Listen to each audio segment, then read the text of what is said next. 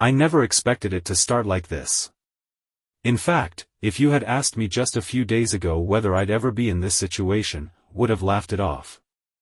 But here I am, trying to make sense of everything that's happened in the last 48 hours. It started innocently enough. I was in the grocery store, picking up a few things for the weekend. I hadn't had the chance to plan much, but I had some ideas for a cozy Saturday night with Olivia.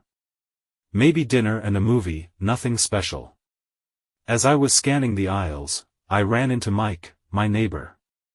We've known each other for a few years now. He's a bit older than me, in his late 40s, but we get along. We often have the usual neighborly conversations about the weather or local events, nothing too deep. But that day, Mike was different. He looked a little more serious than usual, like he had something weighing on his mind. I didn't think much of it at first, but then he said something that stopped me in my tracks. "Ethan, we need to talk." "Not here, though. Let's meet up later." I froze, confused. What's going on? Is everything okay?" He hesitated before speaking again. "Just trust me. It's important. Meet me later." At that moment, I felt a chill run down my spine, though I couldn't explain why. Mike wasn't the type to be cryptic or to make anything dramatic out of nothing. He seemed concerned, but I had no idea why. After finishing my shopping, I decided to follow through with the meeting. I had no idea what was on Mike's mind, but I figured I'd humor him. So, I texted Olivia that I was going to grab a drink with Mike and that I'd be home soon. She was fine with it. She didn't ask any questions, which in hindsight, was strange. I met Mike at a small bar down the street. He was already sitting at a table when I walked in, nursing a beer. His expression was serious, and his eyes were focused, like he was about to tell me something important. He motioned for me to sit down. "I don't know how to say this, Ethan, but I've been noticing some things with Olivia. I think she's been seeing someone else." At first, I thought he was joking. It didn't make any sense. Olivia and I had our disagreements here and there, but nothing that ever made me question our relationship. She's always been the warm, loving wife, dedicated to our marriage. But Mike's face was dead serious. "What are you talking about?" I asked, trying to keep my voice even. "Olivia? No way. She would never." Mike cut me off. "Listen, I don't know how to explain it. I didn't want to say anything because it's not my place, but I've seen her meeting up with this guy, not once, but a few times. He comes around when you're not home, and I've caught glimpses of them talking, too close, too often. I know you probably don't want to hear it, but I think it's time you look into it." My head was spinning. I couldn't process the words coming out of his mouth. "Olivia? Cheating on me?" It didn't make any sense. "I think you're mistaken, Mike. There has to be some misunderstanding. I've been with her for 5 years. She's not like that." Mike leaned forward, his eyes locked on mine. "I know you don't want to believe it, Ethan, but I'm telling you what I've seen. I wouldn't say anything if I wasn't sure." I wanted to argue with him, tell him he was wrong. But there was something in his voice that made me stop. Mike was serious. And he didn't seem like the kind of person to fabricate something like this. I felt sick to my stomach just thinking about it. "Look, I don't know what you think you saw, but I'll talk to Olivia. I'll get to the bottom of it," I said, my voice shaky. "But I still don't believe this. She's not that kind of person." Mike nodded, looking at me with sympathy. "I understand. But please, just keep an eye out. Sometimes the truth is right in front of you, and you just don't see it until it's too late."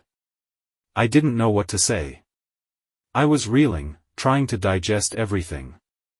The possibility of Olivia betraying me, of the life I thought we had crumbling away in an instant, was too much to handle. That night, I couldn't sleep. I kept thinking about what Mike had said, replaying the conversation in my mind over and over. Could Olivia really be having an affair? I trusted her with everything. Our life was good.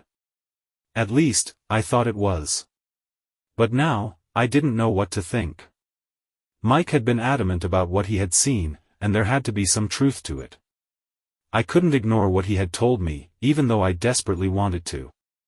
I had to confront Olivia. I couldn't keep living in this uncertainty. I needed answers, even if they weren't the ones I wanted to hear. The next morning, I decided to ask Olivia about it. I couldn't wait anymore. I didn't know how to approach her, but I knew I had to say something. So, I waited until we were sitting down for breakfast. She was just finishing up her coffee when I spoke up. "Olivia, I need to ask you something," I began, trying to keep my voice steady. "Mike said something to me last night that's been bothering me. He thinks you're seeing someone else." She froze, her spoon halfway to her mouth. The color drained from her face, and I saw her eyes flicker with something: guilt?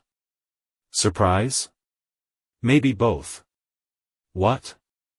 "No, Ethan, that's ridiculous," she said quickly, putting the spoon down. "Mike must be mistaken. He's just confused, or maybe he misunderstood something. You know how he can be."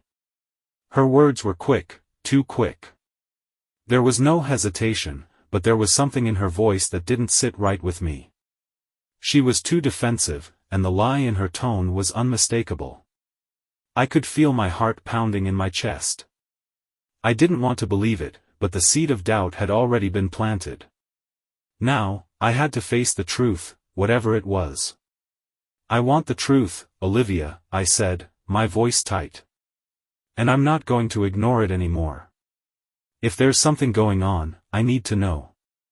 Her face softened, and she put her hand on mine. "Ethan, I swear, there's nothing going on. I love you, and I would never betray you." But as she said those words, I couldn't shake the feeling that something was terribly wrong. Something wasn't adding up. And I couldn't just ignore it anymore. I had more questions than answers. And I wasn't sure where this road would take me, but I couldn't go on living in the dark. I had to find the truth. I had to uncover the reality of what was happening in my marriage. The journey was just beginning, and I didn't know how much more I could take. The days that followed felt like an emotional roller coaster. After the conversation with Olivia, I tried to convince myself that Mike was wrong, that it was just a misunderstanding. But deep down, I couldn't shake the feeling that something was off. It wasn't just the way Olivia had reacted, it was the things I hadn't noticed before, the little things that now seemed glaringly obvious. I started to pay more attention to the small details. Olivia had been acting distant lately, a little more preoccupied. She would get texts and hide her phone whenever I walked by. Her phone used to be an open book to me, she never minded if I glanced at her messages or took a look at something. But now, there was this sudden shift. She was suddenly protective of her phone, guarding it like it was some kind of secret treasure. At first, I convinced myself that maybe I was overthinking things. Maybe it was nothing. Maybe she was just stressed with work or trying to plan something nice for me. But then came the little things that I couldn't ignore. She had started working late more frequently. A lot of times, I would wait up for her, but she'd come home exhausted, her hair disheveled, her makeup half worn off. She would always give me a quick kiss and say, "I'm just tired, long day at the office," before retreating to our bedroom. The more I thought about it, the more I realized how routine it had become. She was disappearing into her work, into her busy schedule, but I started to wonder if there was something else. One afternoon, I had an errand to run and left the house earlier than usual. I had told Olivia I would be back in a few hours. As I was heading to the store, something caught my eye. Olivia's car was parked outside a cafe, one I knew she hadn't mentioned going to. I tried to dismiss it, telling myself that it wasn't a big deal. But the nagging voice in the back of my head wouldn't let up. I told myself it was nothing, that I was just being paranoid. Still, I couldn't help myself. I turned the car around and drove back to the cafe. I parked a few spaces down the street and waited. I wasn't sure what I was hoping for. I didn't know if I was expecting some miraculous answer to all of my doubts. But I needed to know if I was overreacting or if something was really happening. After a few minutes, Olivia walked out of the cafe with someone. A man. They were laughing together as they walked down the sidewalk, their heads close, almost intimate. The man looked vaguely familiar, but I couldn't place him. Olivia's smile was genuine, brighter than I had seen in weeks. It was the kind of smile she used to give me, the one I hadn't seen in so long. I felt my heart sink. It wasn't a friendly meeting. It wasn't a casual encounter. The way they interacted was too familiar, too comfortable. They stopped in front of the man's car. He placed a hand on her shoulder, and they talked for a moment longer before he kissed her cheek and got into his car. Olivia stood there for a moment, watching him drive away before she turned and walked toward her own car, oblivious to the fact that I was watching from just a few cars away. I didn't know what to do with the information I had just witnessed. Should I confront her? Should I ask her directly? What if she denied it, like she did last time? I drove home in a daze, my mind racing with everything I had just seen. The logical part of me told me to remain calm and think this through. The emotional side of me, the one that felt the sting of betrayal, was screaming for answers. I needed to talk to Olivia. I needed to hear the truth from her. When I walked into the house, I tried to act normal, but everything felt wrong. The air felt heavier, as if the walls were closing in. Olivia was sitting on the couch, scrolling through her phone, completely unaware of the storm that was brewing inside me. "Hey," I said, forcing a smile. "How was work?" She looked up at me, a small, tired smile crossing her face. "It was fine. Just the usual. I'm glad you're home early." I stood there for a moment, staring at her, trying to figure out how to approach this. My hands were shaking, but I forced myself to stay calm. I had already seen enough, but I needed to hear it from her. "Olivia," I began, my voice steady despite the nervous tension running through me. "Who was the guy you were with today? The one at the cafe?" Her face immediately faltered. She tried to hide it, but the guilt was already written all over her expression. She put her phone down slowly, eyes avoiding mine.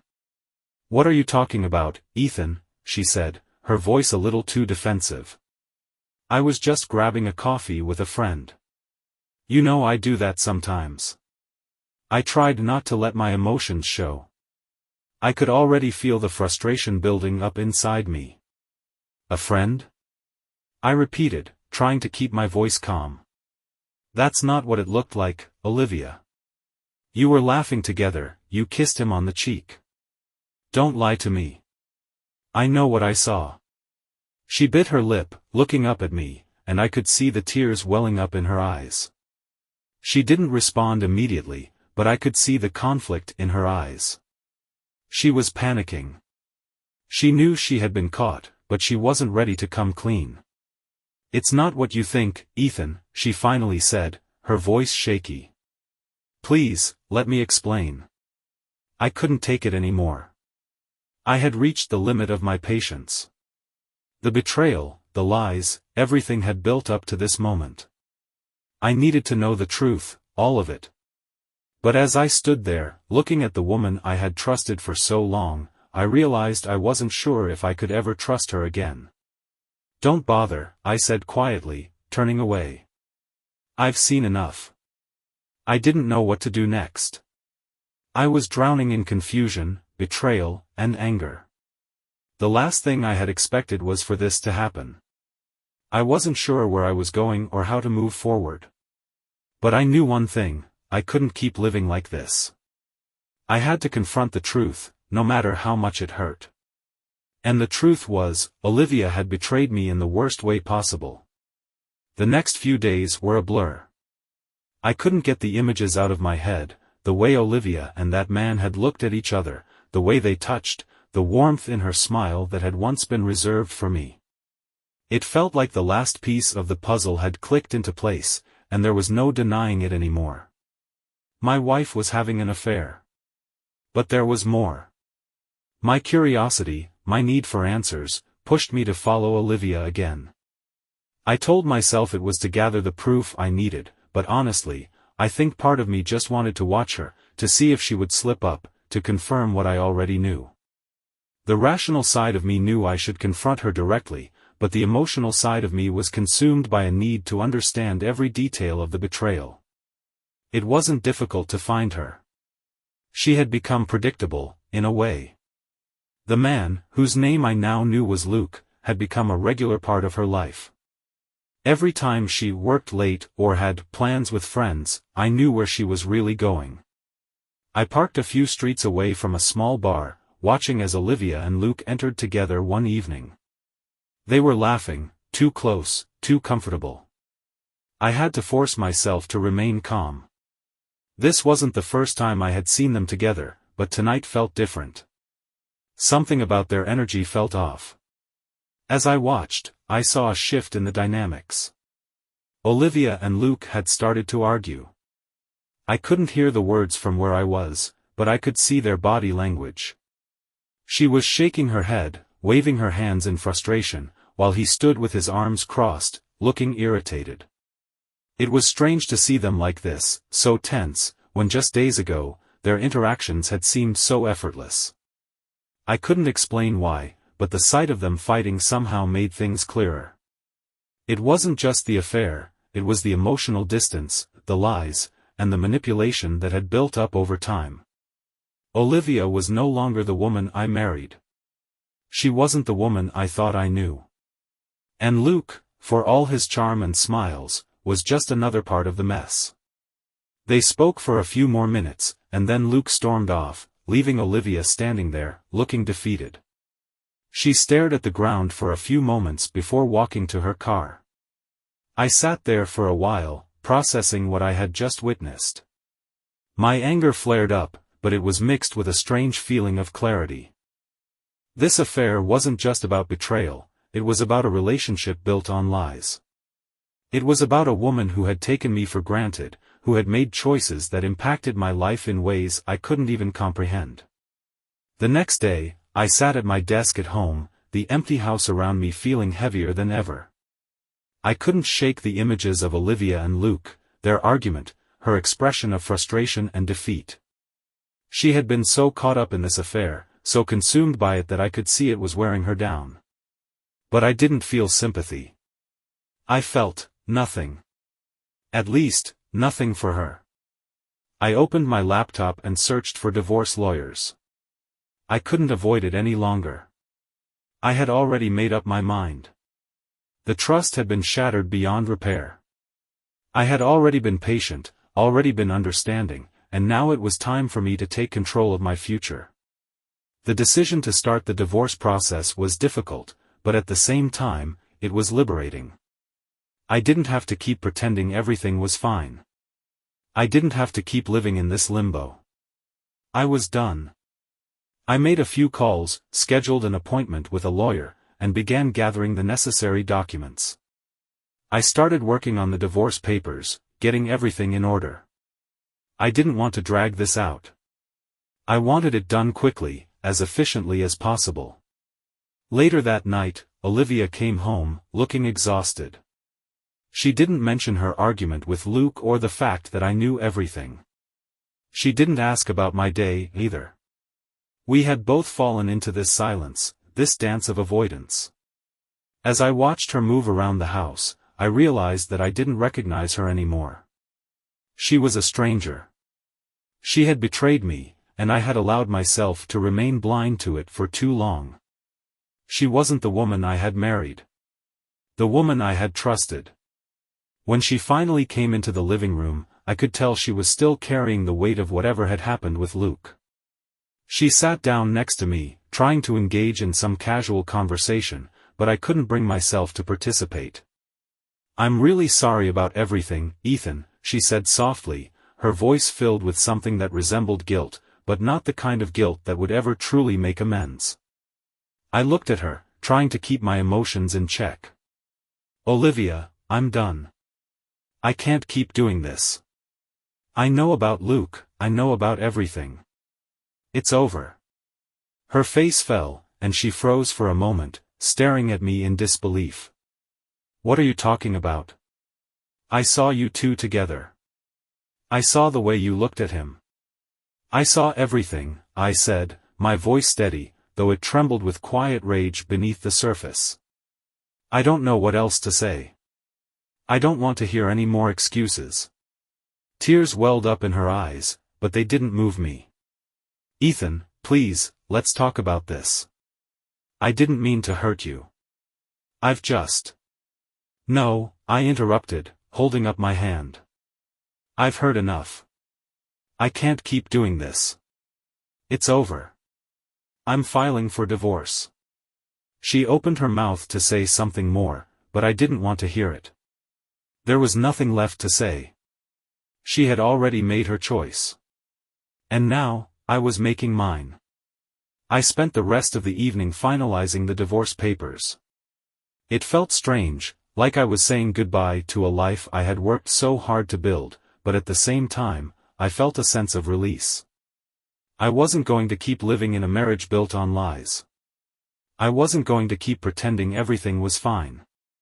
Olivia was still in the house, but I could feel the space between us widening.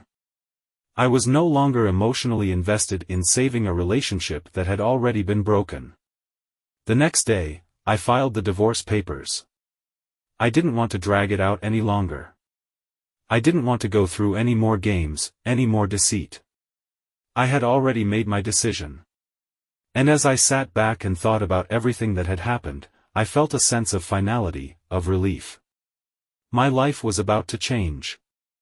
I didn't know what the future held, but for the first time in a long time, I felt like I had control again. It had been a week since I filed for divorce, and though I had arranged everything as best as I could, a part of me still felt unsettled. I had finally taken control of my life, and I was determined to move forward, no matter how much it hurt. Olivia had left the house to stay with her sister while the legal process played out, and I was slowly adjusting to living on my own again. The silence of the house, the absence of her presence, was both comforting and suffocating. I spent the next few days getting my life together. I continued to handle the necessary paperwork, and I started focusing more on myself, taking up hobbies I had put off for years, going for long bike rides, and working on personal projects.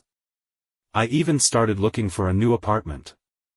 I needed a fresh start, somewhere I could truly call my own, free from the shadow of the life I had once shared with Olivia.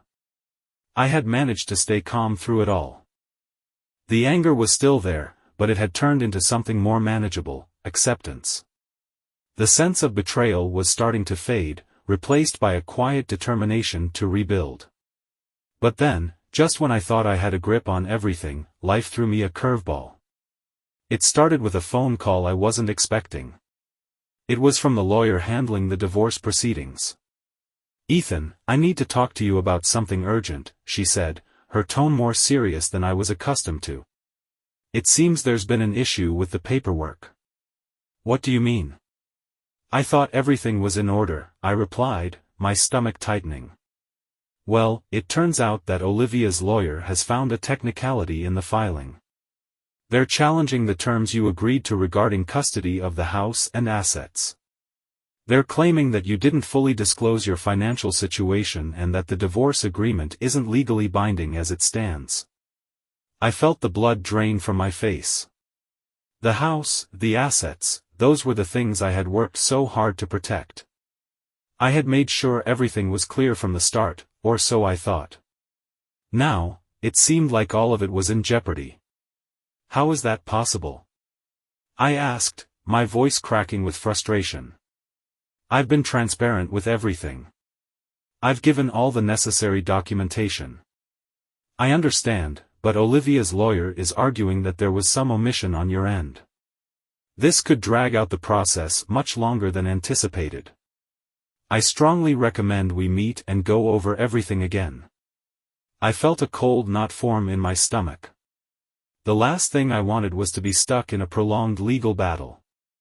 The whole reason I filed for divorce was to end things cleanly, to move on. I had already suffered enough. But now, it looked like I was going to have to go through the whole mess again. Okay, I said, trying to keep my composure. I'll come by your office tomorrow. Let's sort this out. The next day, I met with my lawyer, feeling the weight of the situation pressing down on me. We went over all the paperwork again, my assets, my debts, the house. Everything was in order as far as I could see, but Olivia's lawyer had found a way to exploit a loophole. It wasn't anything major, but it was enough to cause a delay. The issue centered around how I had disclosed some of the more complex aspects of my investments. It was all perfectly legal, but the other side was making a big deal out of it, hoping to stretch the case into a prolonged battle. I left the meeting feeling exhausted, overwhelmed. The relief I had been hoping for after making the decision to divorce was slipping away. I was now caught in a game of legal strategy, where Olivia and her lawyer were doing everything they could to make this process as painful as possible. I hadn't expected it to be easy, but I hadn't anticipated how much it would wear on me. That evening, as I sat in my apartment, still empty, still unfamiliar, Olivia texted me. "Ethan, we need to talk. Please, can we meet?" My first instinct was to ignore it. The last thing I wanted to do was meet with her. We were already going through a legal battle, and I didn't see any reason to complicate things further. But then I stopped. Maybe this was my chance to get some closure, to hear her out. I had already given up on reconciliation, but there were still a million things left unsaid. I wasn't sure if I was ready to listen, but I had to try. "Fine. I'll meet you at 8. When we met at a cafe later that evening, Olivia looked different. Her hair was messier than usual, and her eyes had that familiar tiredness to them, but there was a sense of urgency in her posture that I couldn't ignore. She didn't sit right away. She stood there for a moment, looking at me as though she wasn't sure how to start.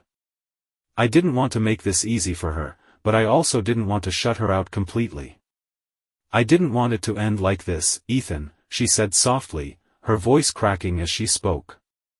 "I know what I did was wrong. I know I've hurt you, and I'm sorry." I didn't respond right away.